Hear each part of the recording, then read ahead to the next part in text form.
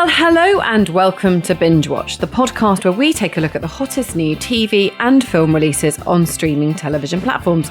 I'm Hannah Fernando, the group editor of Woman and Woman and Home magazine. And I'm Ian McEwen, writer on TV and Satellite Week, TV Times, What's on TV and WhatToWatch.com. And today, we're looking at the new releases that will be available on Friday the 25th of April 2025, including Mobland's Tom Hardy as a US cop in action-packed Netflix crime drama Havoc, and Aussie dating thriller Fake on ITVX.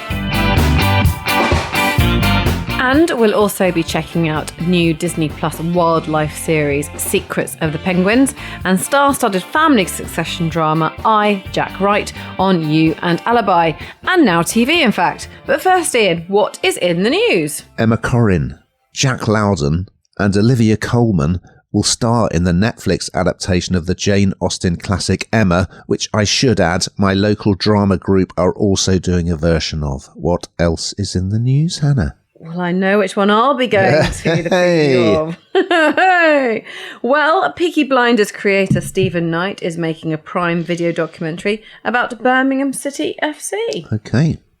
Well, some good stuff this week, I think. Plenty of drama and a little bit of wildlife to throw into the mix. And we're going to start on Netflix with a new feature-length action film, which arrives on Friday, 25th of April. It's called Havoc. And here's a clip. I just came from a crime scene. 9 bodies. I make one phone call. You and your friends go down. And don't forget, I know what you did. You have no idea what I did. So Mobland has been a big hit, hasn't it, for Paramount Plus, even though the critics weren't all kind, but we were, weren't we, Hannah? We like it. And in that, Tom Hardy played a kind of hard-boiled, quite laconic fixer.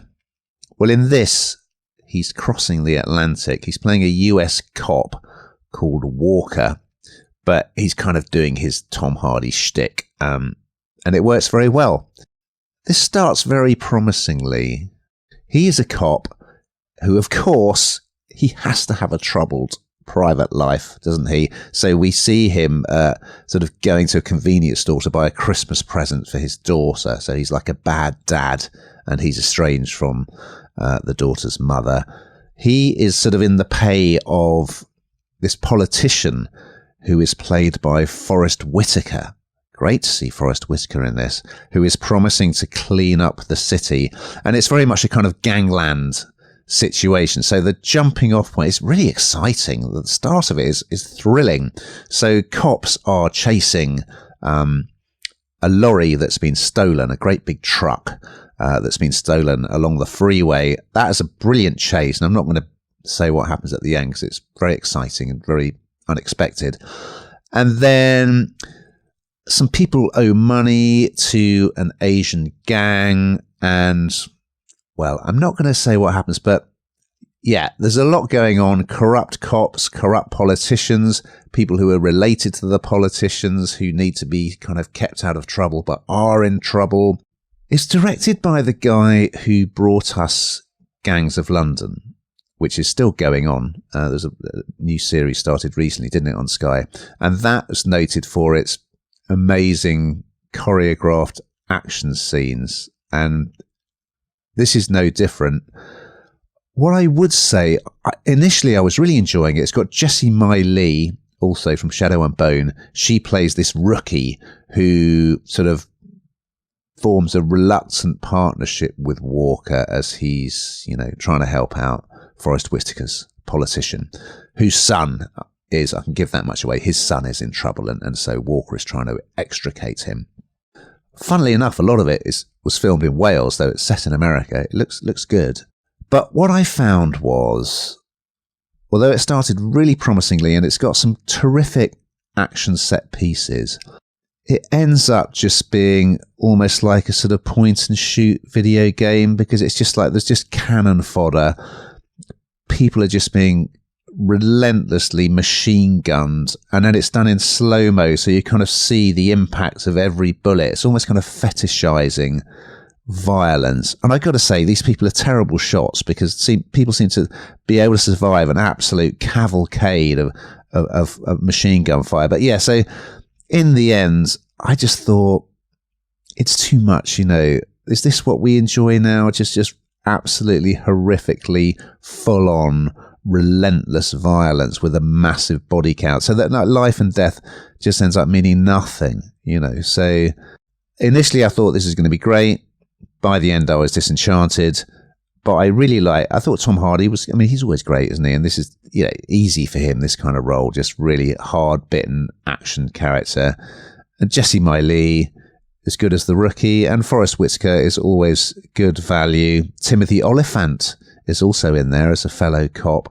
So there is stuff to like about it, but I just think, can we tone it down a bit and just concentrate on bit more on the drama and the characters, and not just have this sort of video game style unending shootouts? It's just too much for me. But yeah, there was stuff I enjoyed. What did you think? Yeah, I know exactly what you mean, but then I often feel like that, and I feel like it's just me, where I'm just kind of like, hang on a minute, can we just stop, put the gun down for a minute? As you say, generally quite a bad shot anyway, but can we just put the guns down? Because it's sort of that, I know this is my favourite word, that kind of gritty fighting, barbaric nastiness. It just, I don't know, wears thin. It becomes slightly like white noise, and you want that impact really. And I think when it's continuous like this, it's just, as I say, it's absolute white noise. This appeals to me because frankly Tom Hardy's in it, so there isn't really not much more I need to say about it. But I do think it's perfect for him. It's the perfect part, and as you say, it's really, really easy for him to do because this is dodgy cops, dodgy politicians, and lots of kind of real drama. But it just, I don't know, it's just, as I say, it's just a bit too much an assault on all the senses, I think, after a while, and you're just like, I'm just actually done. Kind of done with this. It's also, as you say, it's sort of set in America, but actually was filmed in Wales. And I couldn't help but notice one of the quotes saying that it was sort of a lot of Wales sort of resembles America. And I kind of almost struggle with that to a degree. It was filmed in parts of Swansea and Port Albert. But you wouldn't notice that in the film. That's just me being nitpicky. But just too much, just too much, action really, too much guns, too many guns, and not enough good shots. So yeah, I didn't love it, Ian. Okay, well, a bit of a change of pace now. Arriving on Disney Plus on Monday, well, Monday just gone, and it arrived on Nat Geo on Tuesday just gone. All 3 episodes available. It's a wildlife series called Secrets of the Penguins, and here's a clip. I spent my entire life trying to sneak up on shy animals. These penguins are definitely different.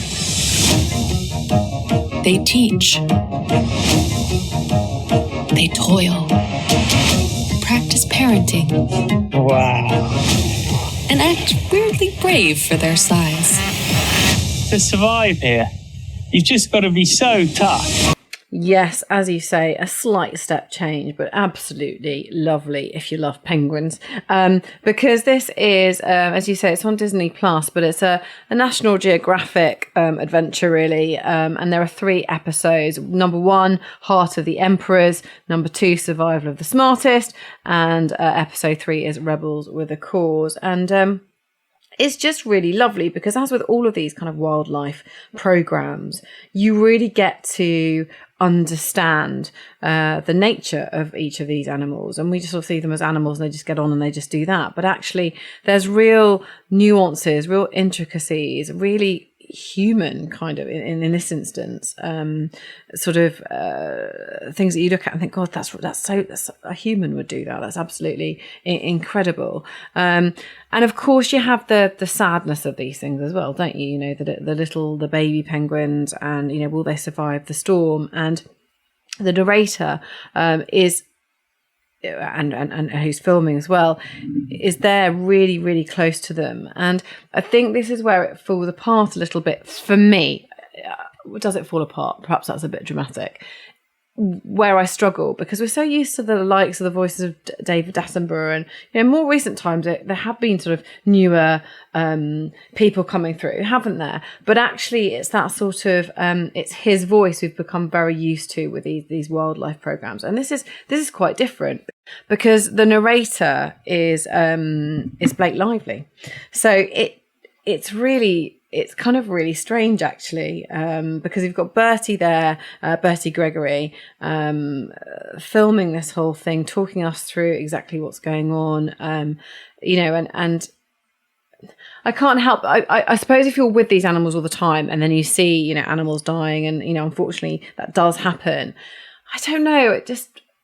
It didn't ring as true to me, but I think I just need to move on from David Attenborough in that sense. I need to know that there are other people, but and also I'm not sure that Blake Lively was quite right for this, but perhaps like I suppose we spoke about this a bit last week. If it means that it will encourage people to watch this, then that can only really be a good thing. And it's absolutely incredible. You'll be completely captivated. It's footage which is absolutely amazing. It's incredible, and to see how these penguins work and how they live. And I do love a wildlife documentary, and this is no different really on that front. What do you think, Ian? I very much enjoyed it. I only saw episode 1, but it was great. There's 2 standout moments. One of them I'd never seen before. So he films 2 emperor penguins. So the first one's all about the emperor penguins in the Antarctic. They are practicing how to, they have to kind of keep the egg off the ice once it's been laid, don't they? So they kind of keep it, they hold it on their claws, on top of their claws, and they have a little sort of pouch that it nestles into. So they're practicing transferring the egg from one to another using like a snowball. Never seen that before I think that's the only footage they've ever got that. Yeah, it's incredible. And then there's another section. So, obviously the chicks are born, and then the parents go back to the sea after a while, and the chicks are kind of left to fend for themselves. And you see them all gathering at the top of this massive ice cliff, and you think, please do not jump off it, because they need to get into the ocean below. Well, I won't say what happens next, but it's absolutely nail biting. So it's good stuff. And you see Bertie filming, and the winter storms are so severe that he has to go and take shelter in his tent, and the chicks have to learn how to do the famous penguin huddle, where they huddle together to keep warm. And they're almost the most identifiable species of bird, aren't they, for us, because of kind of the waddle and the way they all huddle together and the way they look after their young. So I really liked it. It was great. I mean, there are a lot of wildlife documentaries, but this I thought started very, very strongly. Over on You and Alibi, and also available via Sky, Virgin Media and Now TV, arriving on Wednesday the 23rd of April, we have a new drama series called I, Jack Wright. And here's a clip. I, Jack Wright, being of sound mind, do hereby declare this to be my last will and testament. It's a rich man. We're head of the family now, John. The will is null and void. By my count, my son and I are short 40 million. No way is that his real will. Decent pedigree, this one. It's written by Chris Lang, who also scripts Unforgotten, and he did The Thief, His Wife and the Canoe. And it's got a great cast, including Trevor Reeve, John Sim, and Nikki Amuka Bird. And it's a sort of classic setup. So it starts with a death in the family. So Trevor Reeve plays the patriarch, Jack Wright, who has an extended family. He's a very wealthy businessman, and he's been married a number of times, so he's got various different exes and kids, and he appears to, shoot himself, basically. I mean, it's not really a spoiler, because that's what happens right at the beginning. So it's one of those classic, the family are gathering to hear the will being read in a wood-panelled room. It has to be a wood-panelled room. And so, yes, among the people who are waiting to find out, how much have I got? So Nikki Amuka Bird from Luther, she was his current wife, Sally. Okay. And then there are 2 grown-up sons from the first marriage. John Sim is terrific as Gray, who is you can tell he's a really flaky character. The first time we see him, he's having a business meeting about a kind of music business proposition, and the guy just punches him in the face. So he's obviously a dodgy, ducker and diver who owes money all over the show. He's great value. And then you've got the younger brother, John, who's played by Daniel Rigby. I love Daniel Rigby. He's a great actor. And he's sort of been working for the family firm, and he's expecting to take over essentially as the sort of favoured son. But of course, as is often the way, Hannah, that's not quite how things pan out when the will is read. Okay, that's all I'll say. So yeah, it's a great jumping off point. There'll be many sort of murder mysteries and that sort of thing. And there's a question mark over the death as well, which also muddies the waters. So yeah, great writer, great cast, great premise. I liked episode 1. What did you think? Me too. I agree.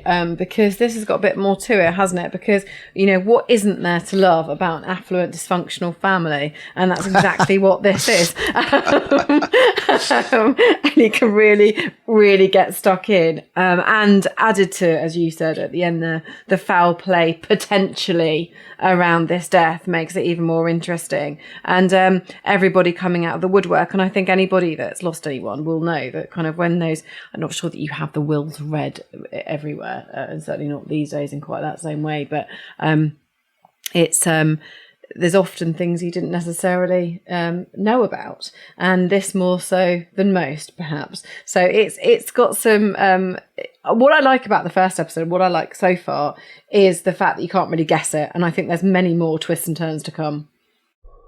Well, we're going to finish over on ITVX with another new drama series, which arrived on Easter Sunday.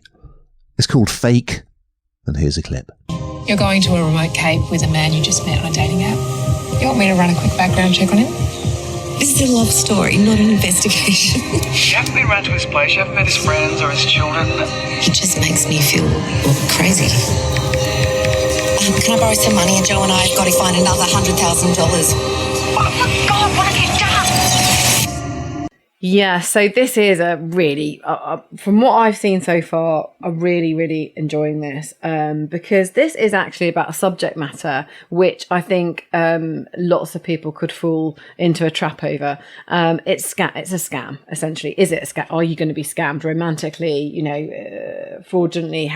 What is it going to be? And I feel like everywhere we go, that's all we see. And so therefore, this is really kind of, I think, really poignant at this moment in time, particularly as lots of people use apps, don't they? They go online to date. And this is where this starts. So journalist Birdie Bell, played by Asha Keddy, meets a very wealthy architect turned farmer, Joe Burt, who's played by David Wenham.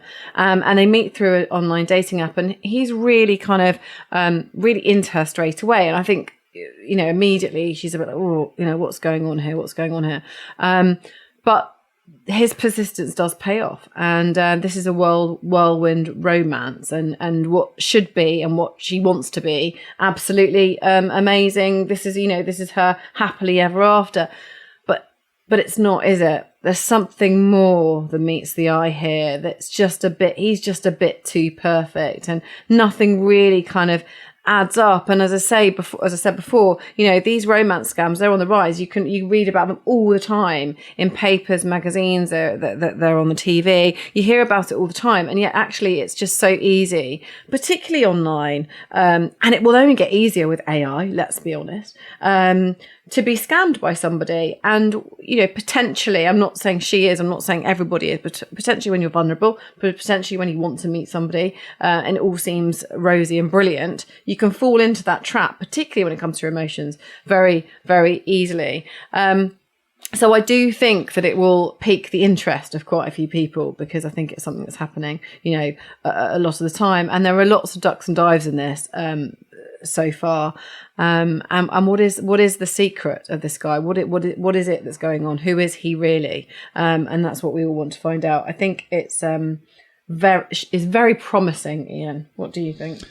Yeah, I mean, I thought it sounded like a bit of a sort of pot boiler subject matter, but it's really good. I mean, I thought episode 1 was excellent. And I thought David Wenham, who plays this guy who may or may not be dodgy, I thought, where do I know him from? He looks so familiar. He's Faramir from Lord of the Rings. Anyway, he's really good in this. And Asha Keddy's Birdie, what's good about it is she's not at all the sort of person who you think would easily be tricked. Initially she meets him, she's not interested, she doesn't want to, she says, no, I'm not interested, I don't want to have another date. But he just keeps pestering her, and eventually she agrees to see him again. So it's believable, and I mean, let's face it, red flags that you should look out for with modern romance. Well, certainly if someone goes off the radar unexpectedly for a quite long period of time, and of course, if they start asking to borrow money from you, I'll say no more. But yeah, I thought it started really well. Unfortunately, I think they missed a trick here, because there is this voiceover which from the off kind of tells you sort of what's going to happen. Whereas I think if they just let it unfold as a drama, that would have been more interesting. But it is based on someone's memoir. So this, I mean, I'm not sure how closely, but it's certainly inspired by. So this did happen, sort of. And, as you said, Hannah, these stories will just look on Netflix under the kind of, Love Rats documentary sort of area. This happens so often, it really is commonplace. And yeah, I think it's really well done. Now we've got to that time, Hannah, where we find out, having just been through the Easter weekend, what the hell you've been binge watching. Well, I went to the cinema, Ian, and I went to watch The Penguin Lessons, which has got Steve Coogan in. Was that any good? Well, to be honest with you, it was we took the family, okay. So it was good for everybody, I would say, and I did enjoy it. It was light entertainment, and Steve Coogan played the teacher well. He looked like a teacher, he dressed like a teacher, he sounded like a teacher. I've missed a trick there. If I'd known that, I could have said the theme of this week's podcast was flightless birds. But never mind. Well, so I went to the Tim Burton exhibition not so long ago, which was on at the Design Museum. And I'm a huge fan of his films. So when Dumbo came on, his remake of Dumbo was on you can get it on iPlayer still. I thought, well, I'll watch that. I love Tim Burton. Disappointed. That's all I'll say. Very disappointed. Anyway, we've just got time to look ahead to next week's offering. So what is on the Binge Watch menu, Hannah? Well, I can tell you that Russell Tovey will star in a true crime drama, Suspect, the shooting of Jean Charles de Menezes on Disney+. Well, that'll be interesting. Very interesting. Yeah, getting a hell of a lot of press, that, isn't it? Looking forward to it. Meanwhile, on a lighter note, Tina Fey and Steve Carell headline in the Netflix couples comedy, The Four Seasons. So we look forward to those and much more, listeners. But in the meantime, keep watching.